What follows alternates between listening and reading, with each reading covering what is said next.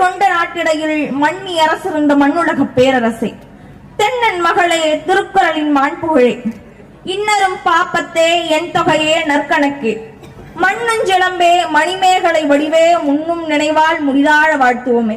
என் தாய் தமிழுக்கு வணக்கத்தினை தெரிவித்துக் கொண்டு திராவிட முன்னேற்ற கழகத்தின் பாணியில் என்னுடைய உரையினை தொடங்குகின்றேன். 2024ஆம் ஆண்டு நடைபெற்ற முதல் சட்டமன்ற கூட்டத்திலே நம்மால் தேர்ந்தெடுக்கப்பட்ட திராவிட மாடல் நாயகர் முதல்வர் ஐயா மு.க. ஸ்டாலின் அவர்கள் தன்னுடைய 10 சாதனைகளை, அதாவது 33 மாதங்களில் தான் புரிந்த 10 சாதனைகளை இவ்வாறாக எடுத்துரைக்கின்றார். எப்படி தெரியுமா? இந்தியாவின் பொருளாதாரத்திற்கு 9 விழுக்காடு பங்கை தமிழ்நாட்டின் பொருளாதார வளம் தருகின்றது. இது திராவிட மாடல் ஆட்சியின் முதல் சாதனை. இந்தியாவின் ஜிடிபி என்கின்ற மொத்த உள்நாட்டு உற்பத்தி அளவில் 2ஆம் இடத்தில் இருக்கின்றது தமிழ்நாடு. இது 2வது சாதனை. 9 விழுக்காடாக இருப்பது திராவிட மாடல் ஆட்சியின் 3வது சாதனை. இவ்வாறாக 10 சாதனைகளை வரிசைப்படுத்திவிட்டு இறுதியாக முதல்வர் ஐயா கூறுகிற தமிழ்நாட்டின் சாதனை, நான் புரிந்த சாதனை, 33 மாதங்களில் நான் புரிந்த சாதனை.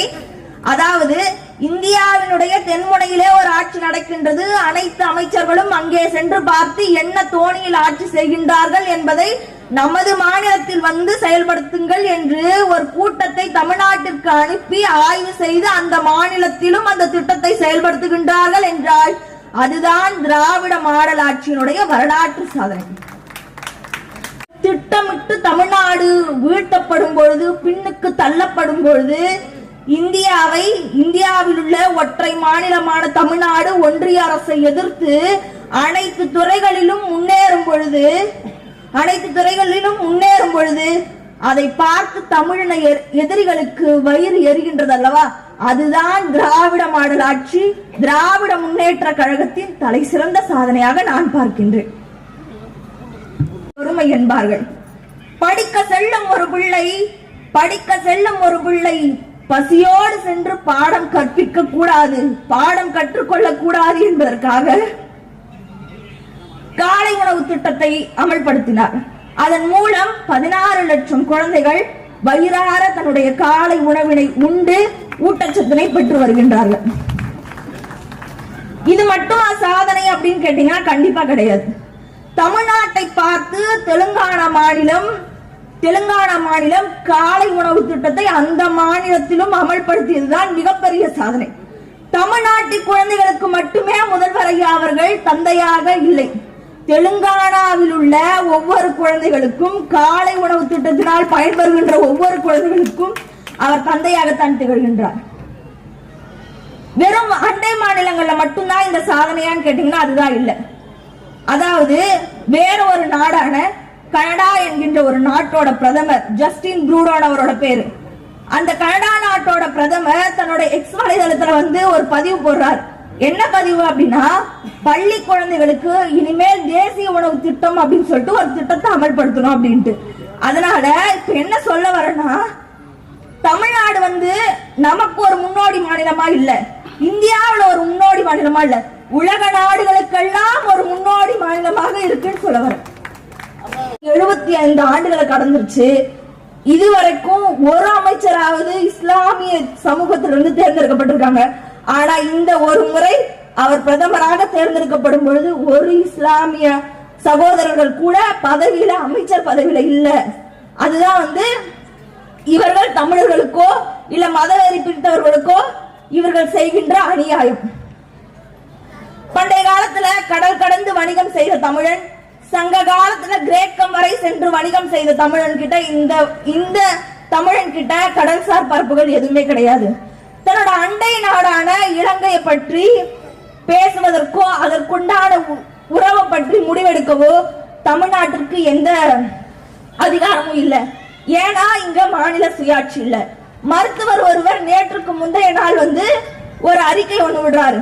இதுவரைக்கும் மருத்துவ சேர்க்கையில 2வது இடத்துல இருந்த தமிழ்நாடு 3வது இடத்திற்கு பின்னுக்கு தள்ளப்பட்டிருக்கு. இதற்கு காரணம் திராவிட மாடல் ஆட்சி அப்படின்னு சொல்லிட்டு பொதுப்பட்டியல்ல மாத்தும் பொழுது நீங்க எந்த மாம்பழத்துக்காக போராடுனீங்கன்னு எனக்கு தெரியல.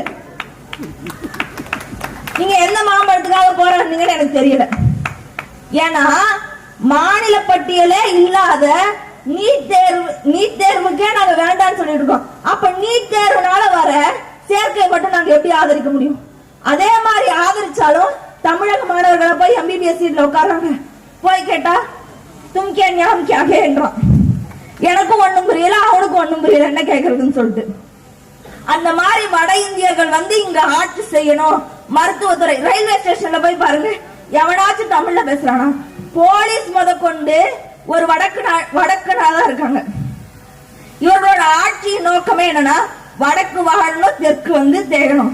கண்டிப்பா தெற்கு தேயாது. ஏன்னா இங்க ஒரு உதய சூரியன் உதிச்சுக்கிட்டே இருக்கு. அக்கா, நாங்க குடும்ப அரசியல் தானே பண்றோம், குடும்ப அரசியல் தான் இனிமேலும் பண்ணுவோம். நாங்க எங்க வளர்த்து விட்டவங்களை இன்னைக்கும் நினைவுல நிறுத்தி, நான் இப்பொழுது பேசும்பொழுது கூட அவர்களை நினைவுபடுத்தி சொல்றேன். ஆனா தன்னை வளர்த்து விட்ட ஒரு இரும்பு பெண்மணியா தன்னுடைய நாட்டையே, தமிழ்நாட்டையே கட்டி காத்த ஒரு பெண்மணி, உங்களை எல்லாம் வளர்த்து விட்ட ஒரு பெண்மணி, அவங்களுக்காக 5 வருடம் ஆச்சு அவங்க இருந்து. நீங்க ஒரு இரங்கல் கூட்டம் கூட பண்ணலனா நாங்க குடும்ப ஆட்சி தான் நடத்துறோம். அதே மாதிரி சொல்றவன்லாம் ஒழிச்சு கட்டி அனைத்து சாதியினரும், நீ என்னடா கோவில் இருக்க தெருக்குள்ள போகக்கூடாது, நீ கோவில் கருவறைக்குள்ளேயே போறான், கோவில் கருவறையே அவனுக்காக நாங்க திறந்து விடுறோம். இந்த மாதிரி ஆட்சி தான் உங்களுக்கு வேணும்னு நான் நினைக்கிறேன். எல்லாருக்கும் அண்ணன் உதயநிதியை பார்த்தா ரொம்ப பெரிய பயம், இப்பெல்லாம் ரொம்ப பெரிய பயம். ஏன்னா ஆனா சொல்லிடுவாங்க, இவ்வளவு பெரிய பதவி இருக்கலாம் இருக்கு, ஆனா வந்து அவரை ஏன் வந்து நீங்க துணை முதலமைச்சர் ஆக்குனீங்க, இது வாரிசு அரசியல் அப்படின்னு சொல்லிட்டு. ஏன் தெரியுமா அவங்கள பயப்படுறாங்க? ஏன்னா அவர் அடுத்து எந்த ஆயுதத்தை எடுப்பாருன்னு யாருக்குமே புரியாது. ஒரு டைம் செங்கல் தூக்கிட்டு வருவாரு, ஒரு டைம் 1 ரூபாய் தூக்கிட்டு வருவாரு, அடுத்து என்ன எடுத்துட்டு வருவாருன்னு யாருக்குமே புரியாது. ஏன்னா 2019ஆம் ஆண்டுல மோடி வந்து தமிழ்நாட்டுக்கு வராரு, மதுரைக்கு வராரு. அப்போ ஒரு மாண்புமிகு முதல்வர் அவர்கள் இருந்தார். அவர் வந்து அவரும் பிரதமர் மோடி அவர்களும் ஜனவரி 27ஆம் தேதி எய்ம்ஸ்க்கு இப்படி கட்டடத்தை ஒரு செங்கலை நடுறாங்க, ஒரு செங்கலை வைக்கிறாங்க. அந்த ஒத்த செங்கலோட மதிப்பு என்ன தெரியுமா? 300 கோடி கணக்கு அமைக்கிறாங்க. 3000 கோடியில எய்ம்ஸ் மருத்துவமனை கட்டுறன்ட்டு இன்னும் 300 கோடிக்கு ஒத்த செங்கல் வச்சிட்டாங்க. அந்த செங்கலே அண்ணன் உதயநிதி தூக்கிட்டாரு. இப்ப அந்த செங்கலும் கிடையாது. ஆனா தமிழ்நாட்டுல மட்டும் தான் எய்ம்ஸ் மருத்துவமனை வந்து கட்டல. ஆனா தமிழ்நாட்டை தவிர இருக்க 5 மாநிலங்கள்ல எய்ம்ஸ் மருத்துவமனை கட்டியாச்சு.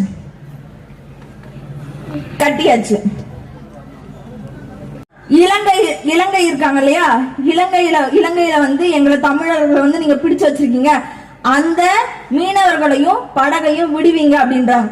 ஆனா அப்படியே பிரதமர் மோடி பக்கம் திரும்பினீங்கன்னா, முதலாக இலங்கை பிரதமர் இந்தியாவிற்கு தான் வருகை தருகின்றார், வேறு எந்த மாநிலத்திற்கும் போல, வேறு எந்த நாட்டுக்கும் போல அறிக்கை வரலாம். இதுவா அறிக்கை?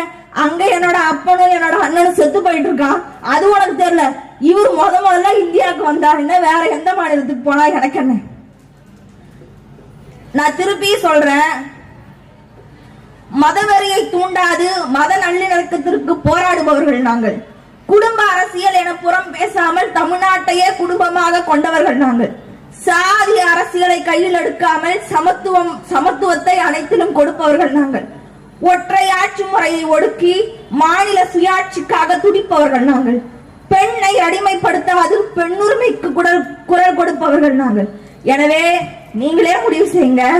திருக்குறள் கூட வாயில் நுழையாத, இந்தியாவையே வடக்கு முதலாளிகளுக்கு விற்ற, ஒற்றை செங்கலுக்கு 300 கோடி செலவு காட்டிய ஆட்சி வேணுமா, இல்ல தமிழின விடுதலைக்கு குரல் கொடுக்கின்ற, நாடாளுமன்றத்தில் தமிழகத்திற்காக முழங்கிக் கொண்டிருக்கின்ற, தமிழகத்தையே உயிராக சுவாசிக்கின்ற திராவிட முன்னேற்ற கழகத்தின் ஆட்சி வேண்டுமா? நீங்களே முடிவு பண்ணீங்க. பேச வாய்ப்பளித்தமைக்கும் வாய்மொழிகள்